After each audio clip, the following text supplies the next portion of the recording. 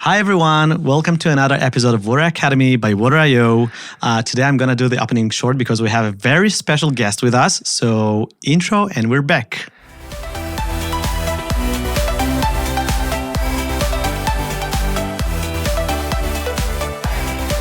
All right. So, wow. Exciting day today. We have Dr. Terry Lyles, who I know is a well-known doctor in the area of stress, the world expert in stress. He's going to help us. I'm very excited because my second name is Stress. Yeah. You told me that you're stressed out. I remember all the you time. told me that. Yes. So, Dr. Terry, perhaps the best way to start is maybe you can share a bit about yourself, your background, and how you became a stress coach, author, and speaker. Sure. Yeah. Thank you both for having me, and thanks Water.io. Obviously, we're going to be talking about hydration and how that impacts stress. But my PhD's in psychology, and I went through clinical psych training and then transitioned into sports science training. And then from there, have trained corporate America for 25 years on handling stress and pressure, executives, managers, sales folks, coaching them as well as professional athletes on how to handle stress and pressure. And hydration is one of those big aspects that we're going to be talking about. But I've trained, hundreds of athletes. I love sport. I love racing. Particularly, I've trained over 40 race car drivers in IndyCar, Formula One, NASCAR, sports car. Wow. Yeah, I would imagine that's a stressful place to be in. So they could use your help. Very. Yeah, very stressful. And, a big part of that is their hydration level. So I know we're going to get into that, but part of that is just stress and how that impacts our wellness or our illness. And we can create a wellness capacity in our minds and our bodies, or an illness capacity within our minds or our bodies. So we'll get into that as we go about what creates that capacity and how do we handle stress at some levels and then alternate levels internally and externally. And I consider stress as gravity, so it's neutral. We have to define it. We make it good or bad stress. Wow. So we'll get into what that is and how do we literally manufacture a good stress response versus a most commonly normal bad stress response to our situations.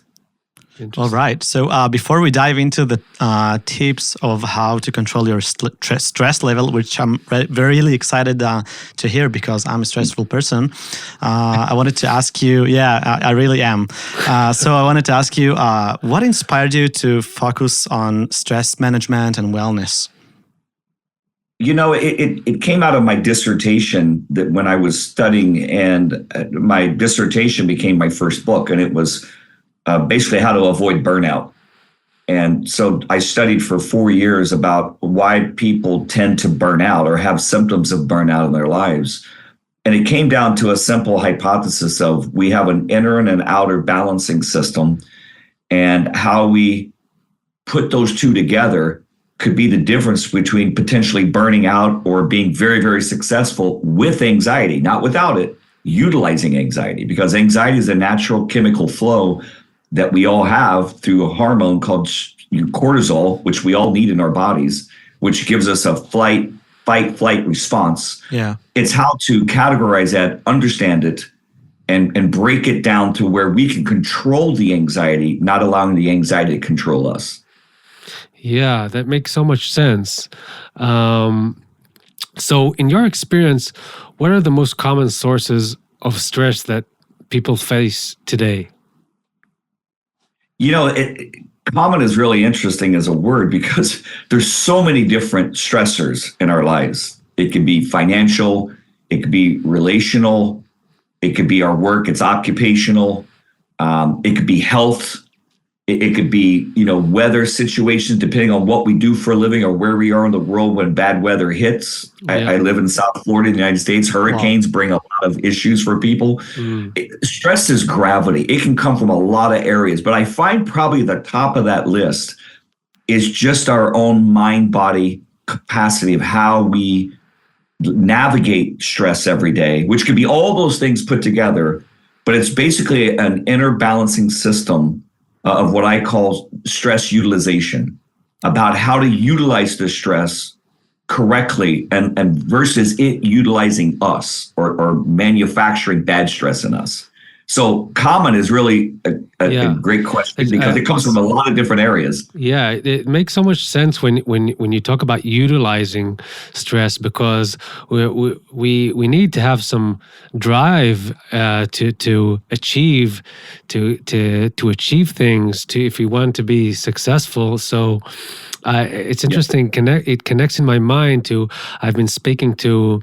I have this friend that he's a psychologist and an expert that works with people who got addicted to cannabis, because it's really in now. It's trendy, to get high and smoke in all different ages, but the interesting thing about cannabis is that it hurts your motivation. So I think that stress, that positive stress that you're talking about, kind of disappears gradually, and people don't really notice it until they're like 35 or 40, and they're like, "Wow, I didn't really get to the point where I wanted to. I didn't really. I could have achieved more." Yeah, for sure.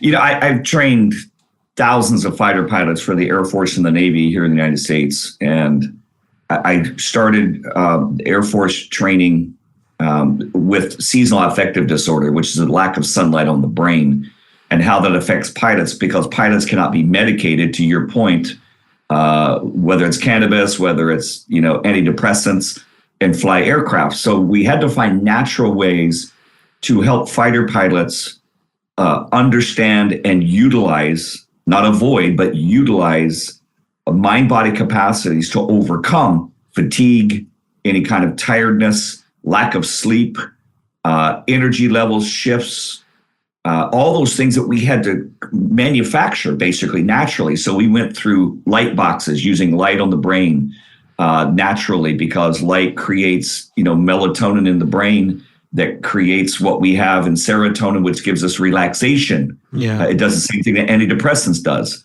as well as complex carbohydrates, not simple carbs, but complex carbs.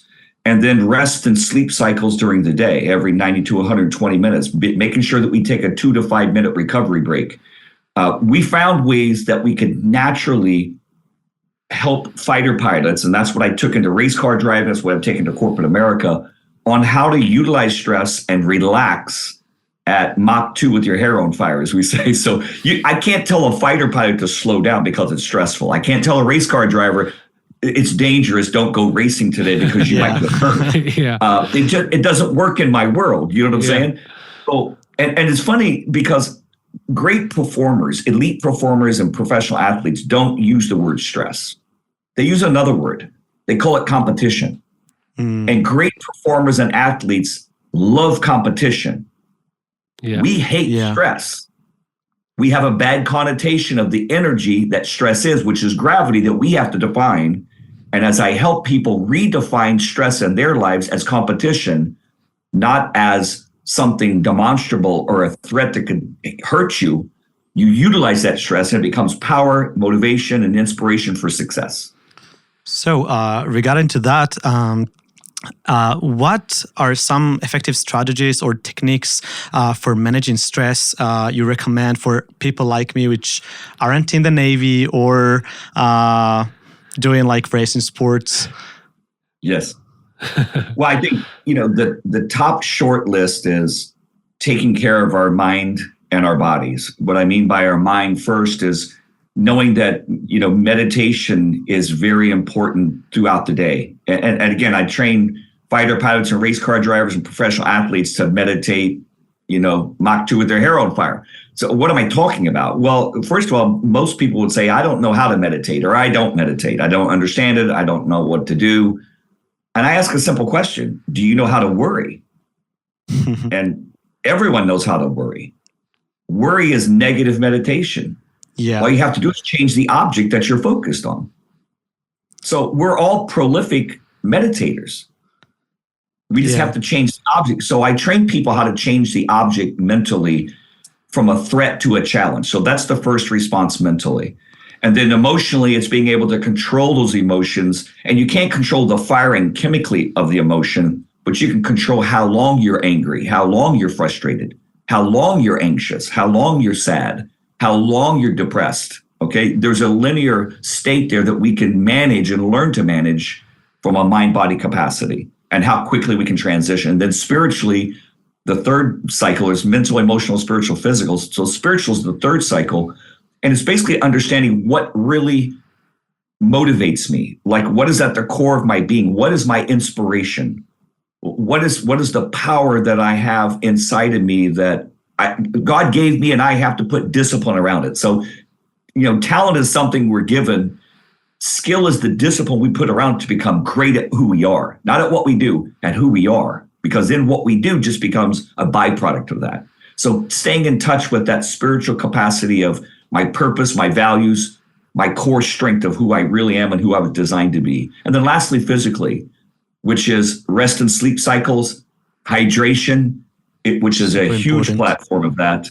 And then sleep rest cycles at night. So sleep cycles at night, rest cycles during the day. So it's rest during the day, hydration during the day, movement, exercise, obviously, which is a part of that, and then sleep cycles at night. So from mind, body, those are the four capacities that drive us. But what we're talking about is also how important hydration is, because hydration is the cooling system to our engine that keeps everything from overheating. So it's vitally important day and night that we stay hydrated. Yeah, so let's dive a bit deeper into that. So, how is hydration? I mean, we know it's crucial for our physical health. After Yes. maybe oxygen, that's probably the next thing that we need in order to survive. But how does it impact our stress levels and our mental health? Well, what's interesting is the mind and the body cannot be separated. They're a cohabitation. They work together. And so many people, especially even in my own field, will separate those two, and you can't separate them. I can't leave my mind at home and send my body to work and vice versa. It just doesn't work like that. So we're one unit. We're mind and we're body. So what hydration helps us do is stay calm on the mind-body capacity. As an example, a race car driver, I just spotted the race yesterday in Detroit, Michigan. The IndyCars raced there yesterday. They were in Indianapolis at the biggest race in the world, which I've done multiple times over the years. And a race car driver in a 3.5 hour race will lose about 8 pounds of perspiration because wow, that's inside of the car insane. With a ski suit on, you got a race suit on. It's about 135, 138 degrees for 3.5 hours. Wow. You're sweating it out. So we may not think, oh, I don't lose 8 pounds a day sweating because I'm not under that kind of pressure or stress physically. But by having anxiety, by worrying about my life, worrying about my business, worrying about the state of the world that I'm in, we may not sweat profusely, but we're utilizing the water, the hydration, and the oxygen that secretes out of our body, and it leaves us depleting in that water system, which we need to stay hydrated. Hey, listen, you don't have to take a lot of coolant out of an engine of an aircraft or a car or a boat, as an example, before it starts overheating. It doesn't take a lot. As a matter of fact, we use something called antifreeze to mix with the water to make sure the water doesn't overheat because of temperature problems. See, our body does that naturally. We have a natural antifreeze in our body that is our blood system and our liquid system that works along with our hydration. So, but our water table still can get very low, which means everything burns hotter now. My mind is worrying. My soul, my spirit is I'm not sure who I am today. I'm not sure I'm on track. My body gets fatigued, and all of a sudden everything starts going south. And the simple cause could just be hydration alone. Wow. Yeah. Are there specific hydration practices you suggest individuals dealing with high levels of stress? Well, the race car drivers I'm referring to, they have to drink a minimum of a gallon of water a day because you can't stay hydrated in that race car for 3 hours, and you can't do it in one day. You have to hydrate every day, because if they're going to lose 8 pounds of body weight, think about 8 pounds of body weight you lose in 3 hours. Yeah. I mean, it's but honestly, it's dangerous. That makes me think when they're racing, if they need to go to the bathroom. So Yeah, what what do are they do? doing? I get that question all the time, and the answer is they do not in most They do not. cases because they're sweating it out at such a rate. Yeah. You don't have to. You know, Wow. it's stress in, stress out. Well, Yeah. that's It's interesting. hydration in, hydration out. It doesn't necessarily have to be urinate out. It could be sweat out. Wow. Yeah. You see, but under stress, we can urinate out and not sweat out and think we're hydrated. But as we're urinating, the hydration quality and chemicals in our body that's meant to be flushed takes good particles with it. So Wow. we have to replenish with water. It's vitally, vitally important to drink water all day. Like I said, you don't have to drink a gallon a day unless you're training to do something like that. But if they don't, here's what happens though. If they don't drink at least a gallon a day in the car, one of the first common things that happens is they start cramping up. Wow. Because dehydration causes cramps in the mind and cramps in the body, which means cramps in the mind is confusion. It could be hesitation, and a hesitation at 240 miles an hour could be death. Yeah. Wow. Yeah. So you can't cramp mentally and physically, Not recommended. and hydration helps us not do that. Wow. Actually, you talked a few minutes ago about meditation, and I wanted to ask if you have kind of a recommended meditation method that you would recommend. I'll give you an example from my own life. For a couple of years, when I'm stressed, I'm just taking my car, putting music I like, and I thought it's just a way to manage stress, and I didn't know it considered to be a meditation. And then I figured out that meditation isn't a specific thing. It could be a range of many, many things. So do you have any specific recommended meditation for people who don't know how to practice it? Yeah, what you said is a very profound thing, because a lot of people never make that connection. They think that meditation is you have to sit still with your eyes closed. You have to breathe a certain way, which is part of meditation. It is a cycle of meditation. It can be very effective because it's calming your body. So I train professional athletes how to meditate specifically like that, to calm themselves, to sit still. We call it chair flying with fighter pilots and race car drivers, where they actually go through the motions of what they're doing in a relaxed state. We put their breathing in a cycle. Their hydration is already where it should be at that point. We put their breathing in a cycle that they're in a relaxed, low positive state. And then they drive their car or they fly their aircraft. They're literally going corner to corner at slow speed in their minds. They slow it down. That therefore, when they are doing 240 miles an hour at speed, their mind knows how to slow their body down because of the meditation. So it's very, very powerful. And you hear great athletes talk about being able to slow time down. That's what they're doing. Time is linear. No one can slow time down. But we can slow down our reaction in time, which means I can be reflective. I have race car drivers that come back into the pits and they do a pit stop. They jump out of the car. We're going to do another practice cycle. And one of the young drivers I was working with last year, he says, is it weird that I'm paying attention to this cloud on turn one? Every time I go down turn one and I'm getting ready to turn in, I'm looking at this cloud and I'm focusing on that cloud and I make the turn. I go, no. You're in flow state. We call that a zone in sport. Wow. You can get so relaxed that you're so competent at what you're doing, you really don't have to focus just on that. Your mind can not wander, but it can take in perspective of I'm alive. I'm blessed today.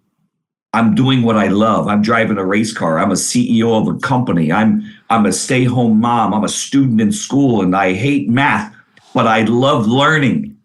So I'm going to learn appreciate the things you have. I'm going to change my bad thoughts about math and turn them positive because I can learn to love math.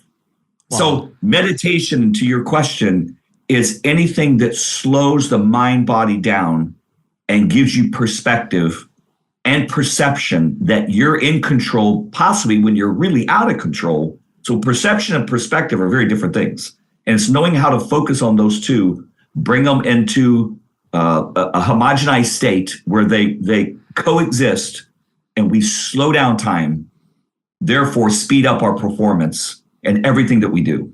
I'm not exaggerating when I'm saying that I think you should learn that at school. Like, we're all living in such a stressful world, and we don't get this information. We just, we're just driven by things we want to achieve. We're achievement driven, and we just forget to relax sometimes. Yeah, I mean, and we're not. Yeah, sorry, continue. No, go ahead.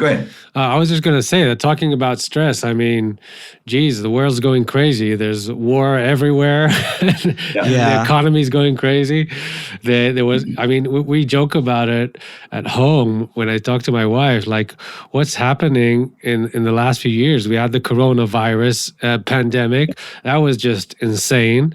And then there's these wars that broke out. It's just like, it never gets boring. So obviously we're stressed out, and I think it's really like it's really straight to the point what you said, that people should learn it in some formal education, exactly, or how to manage this this stressful life that we live in. They're teaching us to get good grades, and they forget to teach us how to actually relax before exams.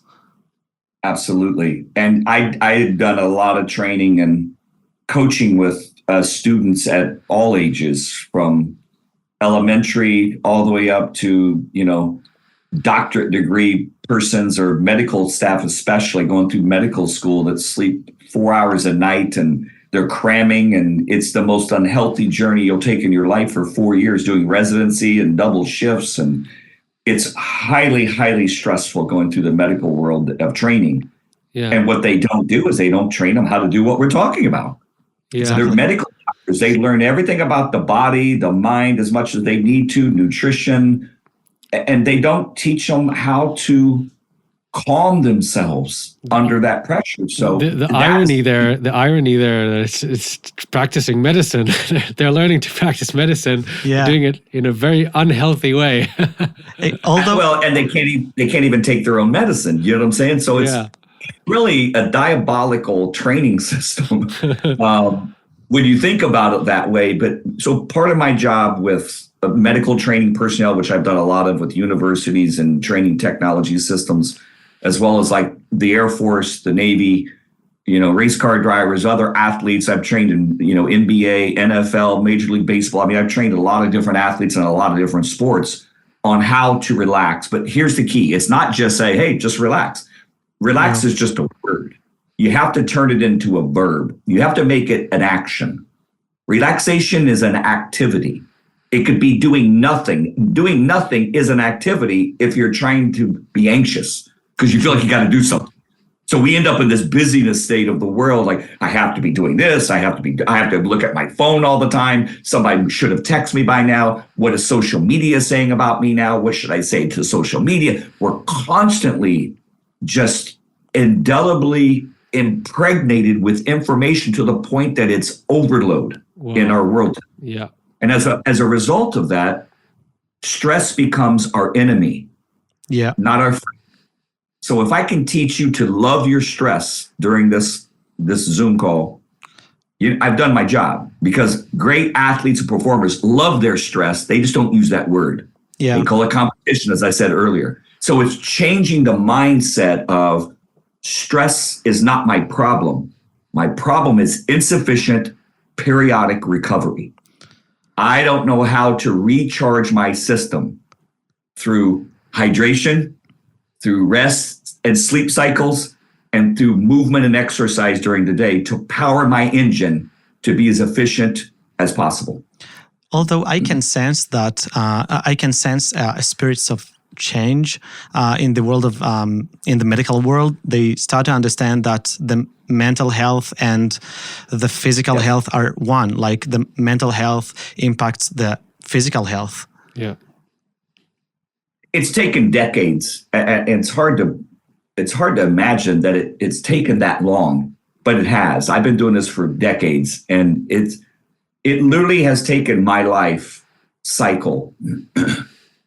I hope to make impressions on professions that didn't realize all the training, all the execution excellence they have left out one of the most important things in our life cycle, which is the power of recovery. How to break linearity during the day. Every hour and a half to 2 hours, we need to break linearity. On an EKG or an EEG, if everybody has a screen, I'm doing up and down, up and down, up and down. That's what your heart and your brain's doing, right? Yeah, that's a good day. Yeah. On a really bad day, it's flatlined. That's a bad day. And so we live flatlined. We live with little to no recovery during the day. It's Mach 2 with your hair on fire. Boom, boom, boom, boom. This call, that meeting. That I got to go. And then you go to bed at night and you want deep and restful sleep. Guess what? It's not going to happen. Yeah. I didn't eat 5 times today, 4 to 5. I didn't hydrate correctly today. I didn't do rest cycles. We do everything wrong and expect human performance excellence. It does not work. We need recovery all day, just like we did as infants. You know, it's funny. We all do this. We all have, I say we're all wired for success, but programmed for failure. Yeah. That's what we get bad programming from our environment, from our family, from I love that. School. Yeah, so the programming is the problem. So how do we program something that is not a problem? So it's the programming of our wiring is very important. It's like a hard drive and software that operates our computer systems. You need both. They have to work together. The hard drive you can't see working. It's running, but you can't see it. You need software to present what the hard drive is doing. So our autonomic nervous system in our body works the same way. That's autopilot. Yeah. But I have to work with my autopilot system to create those scenarios. As an example, we were all infants at one time, unless you got beamed down as an adult, and I've not met him. Like Benjamin Button or something. Yeah, exactly. We all went the same way. Benjamin Button went backwards, but we're all going the same way. You know, bless him. That was a great movie. So we're going in one direction, right? And we get older for reason because we're moving in a linear state that needs to oscillate going in one direction. There is no turning back. You can't go back 1 second. You can't go back 1 day.